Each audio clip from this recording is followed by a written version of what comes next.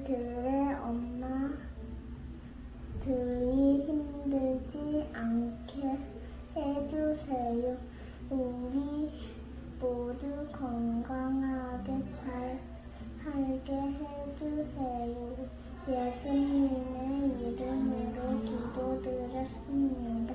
아멘. 사랑하는 성도 여러분, 오늘은 이렇게 영상으로 여러분을 만나게 되었습니다. 쉽게 끝나지 않는 이 상황이 속상하고 우리가 다시 예배에 대한 열망을 높여가고 있는 이때에 코로나 4차 확산 속에서 비대면 예배를 드리는 것이 참 유감입니다.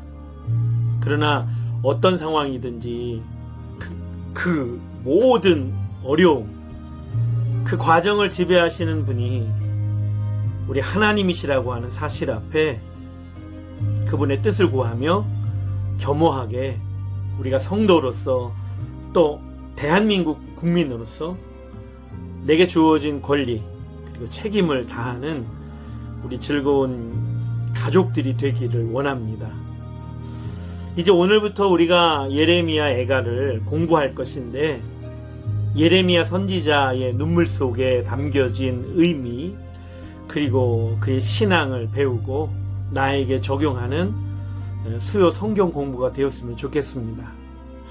자, 오늘 첫 번째 시간인데요. 그래서 이 예레미야 애가를 높은 곳에서 전체를 한 번에 그 모든 내용과 성경에 담겨진 이야기들을 담아내고 있는 것들을 들여다볼 수 있는 영상을 준비했거든요.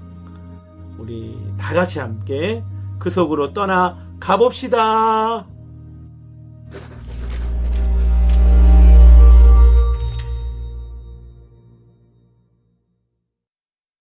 예레미야 애가. 예레미야 애가는 구약에서 독특한 책으로서 바벨론의 예루살렘 포위와 파괴, 뒤따른 포로 시기를 살아남은 익명의 저자가 모든 일을 돌아보며 쓴 5편의 시로 되어 있습니다. 열왕기하의 전체 줄거리를 되짚어 보십시오. 예루살렘의 함락과 포로됨은 그때까지 이스라엘이 겪은 역사 중 가장 참혹한 재난이었죠.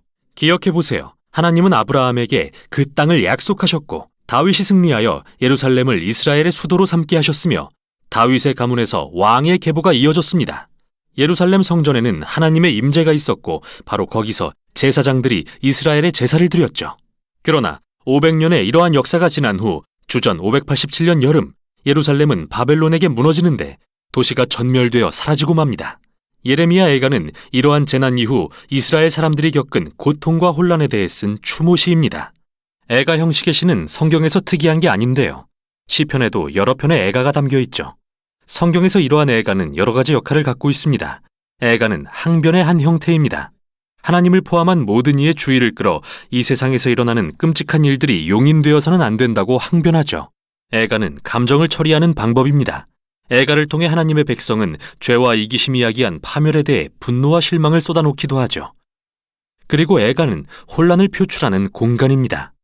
고통은 우리로 하여금 하나님의 성품과 약속에 대해 질문하도록 하는데 성경은 그 어느 것도 무시하지 않죠. 오히려 그 반대로 인간의 고통에 신성한 의미를 부여하죠. 하나님께 비탄을 전하는 인간의 표현이 이제는 그의 백성을 향한 하나님의 말씀의 일부가 됩니다. 이 5편의 시는 매우 의도적으로 구성되었는데 이게 이 책의 메시지이기도 합니다. 1장에서 4장은 아크로스틱, 즉 알파벳 시라고 불리는데 각 시구가 22개의 철자로 이루어진 히브리어 알파벳 순서대로 시작됩니다. 이렇듯 질서정연한 순차적 구조는 애가가 다루는 고통의 무질서와 혼란스러운 비탄과 극명한 대조를 이룹니다. 마치 이스라엘의 고통을 하나에서 10까지 다루면서 말로 표현할 수 없는 부분까지 표현하려고 시도하는 것 같죠. 1장과 2장은 알파벳 하나의 한 절로 구성되는 구조가 정말 비슷하지만 주제는 매우 다릅니다. 1장은 시온이라고 불리는 여인의 비탄과 수치에 집중하는데요. 시인은 예루살렘을 과부로 의인화하면서 그녀를 시온의 딸이라고도 부릅니다. 그녀가 홀로 앉아 사랑하는 사람들을 잃고 비탄에 빠져 있지만 아무도 위로하러 오지 않죠. 아주 강력한 은유입니다. 그리고 여인은 입을 열어 주님께 자신의 괴로움에 주목해 주시라고 간청합니다. 이러한 모습을 통해 시인은 도시의 파괴가 이스라엘 사람들에게 트라우마 수준의 충격을 가져왔고 그것은 장례식이나 사랑하는 이의 죽음을 경험하는 것으로밖에 표현할 길이 없다고 보았죠. 이 장은 예루살렘의 멸망에 초점을 맞추며 이스라엘의 죄가 어떻게 하나님의 진노의 결과로 이어졌는지 집중하는데 이게 바로 이 시의 핵심어입니다. 여기서 중요하게 기억할 것은 성경에 나오는 하나님의 진노는 충동적이거나 변덕스러운 게 아니라는 겁니다. 성경을 쓴 시인과 선지자들은 하나님의 공의에 대해 말하기 위해 이 단어를 사용합니다. 이스라엘은 하나님과 언약 관계를 맺었지만 수세기 동안 이방 신들을 숭배하고 불의를 저지르며 가난한 자들을 억압함으로써 언약을 어겼죠.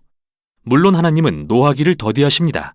그러나 인간의 악에 대해 노하시면 반드시 징벌로 그의 공의를 행하시는 분입니다. 예루살렘의 경우 바벨론이 그들을 정복하도록 허락하신 것이 그 예죠. 이렇게 이 시는 하나님의 진노가 정당하다는 것을 인정하고 있습니다. 그러나 이것이 시인으로 하여금 애통해하며 하나님께 다시 한번 긍휼을 구하는 것을 막지는 못합니다. 3장은 앞부분과 달리 알파벳 하나당 3절로 구성됩니다. 그래서 이 책에서 가장 긴 시이죠. 그리고 화자는 자신의 고통과 비탄을 말하는 외로운 남성으로서 그는 백성 전체를 대표합니다.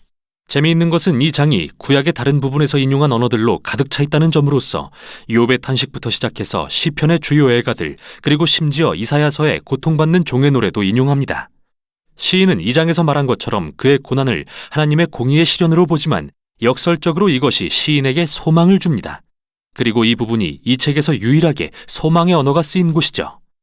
주님의 언약의 신실함으로 인해 우리가 진멸되지 않고 그의 자비는 무궁하시며 아침마다 새로우니 그 신실하심이 큽니다. 그래서 나는 말합니다. 주는 나의 기업이시니 내가 그를 바라리라. 시인은 이렇게 추론하죠. 하나님이 인간의 악에 대해 한결같이 공의를 행하시는 분이라면 그분의 언약도 한결같이 지키시어 죄가 그들의 최종 심판이 되지 않게 하실 것이다. 그래서 이 시인에게 하나님의 심판은 곧 소망의 모판과 같습니다. 4장은 1, 2장의 구조로 다시 돌아가서 2년간의 예루살렘 포위에 대해 생생하고 충격적으로 묘사합니다. 그리고 과거의 예루살렘이 이제는 얼마나 끔찍한 포위 상태로 전락했는지 대조합니다. 거리에서 웃고 놀던 아이들은 이제 먹을 것을 찾아 구걸하고 호화스런 식사를 즐겼던 부자들은 이제 땅바닥에서 뭐든 찾는 대로 주워 먹고 한때 화려함을 누리던 왕궁 지도자들은 이제 굶주리고 지저분해져서 알아볼 수도 없게 되었으며 다윗 가문에 기름 부음 받은 왕은 사로잡혀 포로로 끌려갔습니다. 이 시의 힘은 바로 이런 충격적인 대조에서 나오며 이 시는 이스라엘이 자초한 고난의 깊이를 살피고 있습니다. 마지막 장은 기존의 구성 양식을 깨는 독특한 시인데요. 다른 시와 분량은 같지만 알파벳 순서가 아닙니다. 마치 더 이상 주체할 수 없는 시인의 비탄이 폭발하여 혼돈으로 돌아간 것만 같죠. 이 시는 하나님의 자비를 구하는 공동체의 기도로서 이스라엘은 하나님께 그들의 고통을 외면하거나 버리지 말아달라고 애원합니다. 또한 이 시는 예루살렘의 함락으로 충격에 빠진 각기 다른 종류의 사람들을 길게 열거하죠. 그들은 하나님께 이 백성을 잊지 마시라고 간구하며 다른 이들의 고통을 토로하며 대신 애통합니다. 고통 중에 침묵하는 것은 이 책의 미덕이 아닙니다. 하나님의 백성은 자신의 감정을 부정하라고 요구받지 않습니다. 오히려 감정을 드러내 하나님께 쏟아내며 항변하길 격려받죠. 책의 결말은 뭔가 역설적인데요. 시인은 하나님이 이 세상의 영원하신 왕이심을 인정하면서도 이스라엘의 상황이 마치 하나님이 안 계신 것처럼 느끼게 한다고 고백하죠. 책의 마지막 문구는 이러한 긴장을 전혀 풀지 않은 채 남겨둡니다. 주께서 우리를 아주 버리셨습니까? 이렇게 물으며 책은 끝나죠. 시인은 멋지고 깔끔한 결론을 제시하지 않습니다. 마치 우리가 겪는 상처와 고통의 경험처럼 말이죠. 성경의 이야기가 여기서 끝나진 않습니다.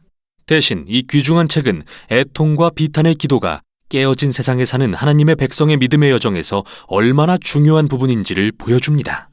이것이 바로 예레미야 애가가 전하는 내용입니다.